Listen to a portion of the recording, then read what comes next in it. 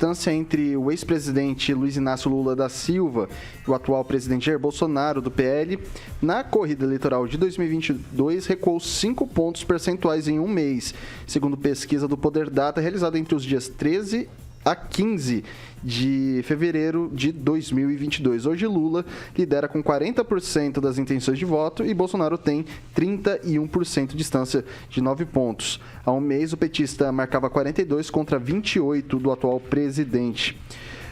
O terceiro colocado é o juiz Sérgio Moro, que está com a marca de 9% dos votos. Em seguida, está o Ciro, que recuou para 4% das intenções de voto.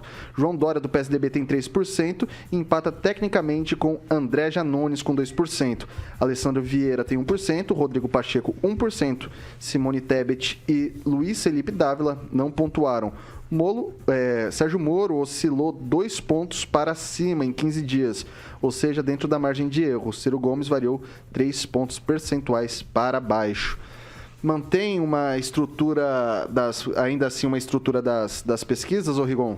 Com certeza, né? Está dentro da margem, mas é esperado realmente que, né, uma pesquisa varia de outra. No caso dessa, é normal. Agora, a expectativa é, a partir de agora, com a coisa da federação, essa possibilidade de juntar, por exemplo, o Dória, o pessoal do MDB, né, do Kassab, a gente, daqui para frente, sim que a gente vai ter novidade em relação à pesquisa, porque até agora todas elas se mantêm o mesmo ranking, a variação é mínima. O que me espanta, que continua espantando, é como o Lula se comporta na espontânea. A votação dele na espontânea é algo assim raramente visto em pesquisa política. Mas reafirmo, está muito cedo, tem muita coisa para acontecer. Itamar. Bem, eu conheço um pouquinho de estatística, até por uma convivência com estatística. Eu sei que os números, eles torturados, eles te mostram o que você quiser, né? Mas das estatísticas que são apresentadas no Brasil, nós já conhecemos o histórico. Não me engana que eu não gosto. Me enganou todas as outras eleições, inclusive nas eleições de 2018.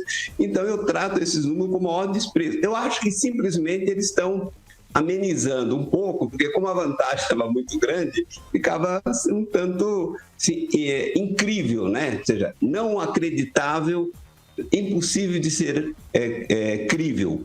Então, acho que o próprio Lula deve ter chamado a atenção. Maneira um pouquinho aí, porque menos Batista, como fazia aquele personagem do Jô Soares no Vivo Gordo para os mais velhos, aí o francês deve lembrar disso aí, menos Batista. Então, eles abaixaram um pouquinho a bola, né? Mas pesquisa, para mim, desses institutos não serve.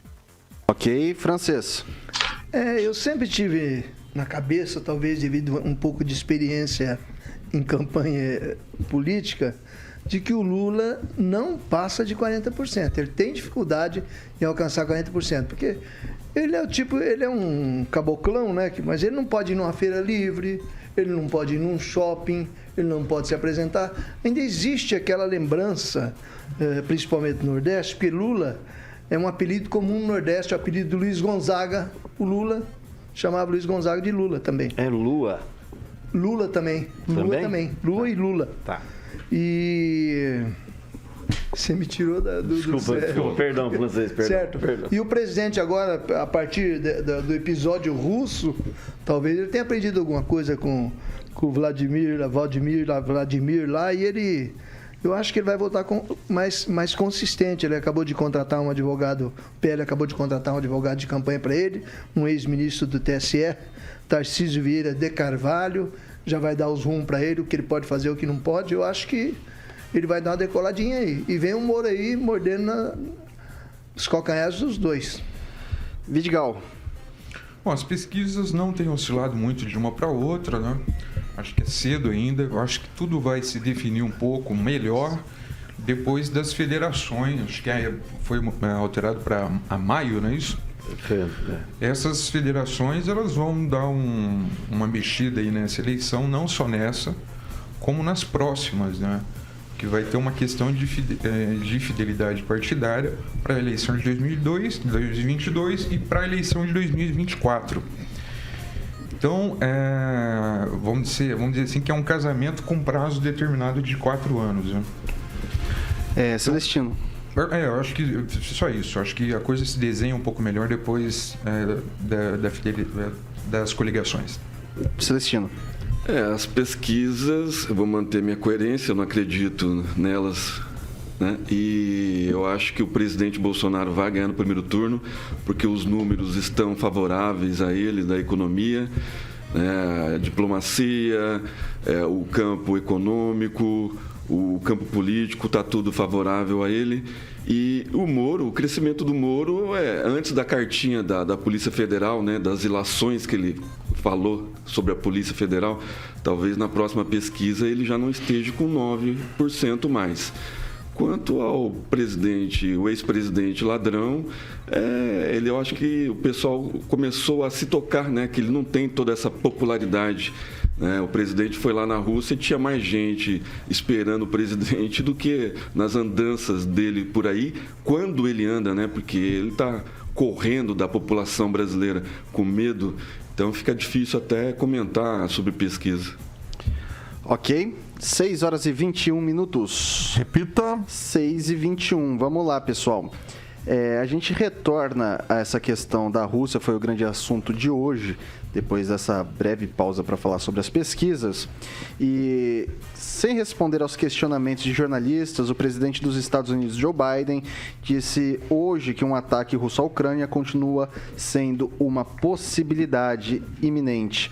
O governo norte-americano tem mantido esse alerta há meses, ante as reiteradas declarações do Kremlin, sede do governo russo, de que o país euroasiático não tem planos de invadir o território vizinho. Na avaliação de Biden, uma invasão à Ucrânia resultaria numa ferida auto-infligida.